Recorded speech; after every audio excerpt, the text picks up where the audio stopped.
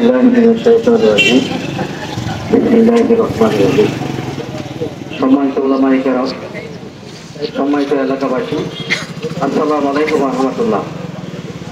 আল্লাহ রাব্বুল আলামিনের দরবারে শুকর আদায় করছি, আমরা একজন আলেমে দ্বীনের জানাজায় অংশগ্রহণ করতে পেরেছি। আল্লাহ রাব্বুল আলামিন যে সুযোগ করে দিয়েছেন, সবাই বলি আলহামদুলিল্লাহ। আজকে বক্তৃতা দেওয়ার বিষয় না, শিক্ষা নেওয়ার বিষয়।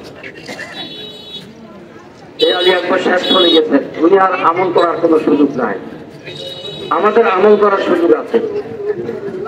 আল্লাহ রাসূল বলেছেন, তোমার নেকের পাল্লাটাকে ভারী করার জন্য যদি একটা খেজুর দান বাকি থাকে, ওই খেজুর দান না করে তুমি মরিও না। তোমার নেকের পাল্লাটাকে ভারী করার জন্য একটা তাসবিহ পড়া যদি বাকি থাকে, ওই তাসবিহ না পড়ে তুমি মরিও না। তোমার নেকের পাল্লাটাকে ভারী করার জন্য একটা সেজদা দেওয়া যদি বাকি থাকে, ওই সেজদা না দিয়ে মরিও না। আমরা জানি না আমাদের নেকের পাল্লা ভারী না হালকা, সুতরাং মরার আগে আমাদেরকে প্রস্তুতি দিতে হবে।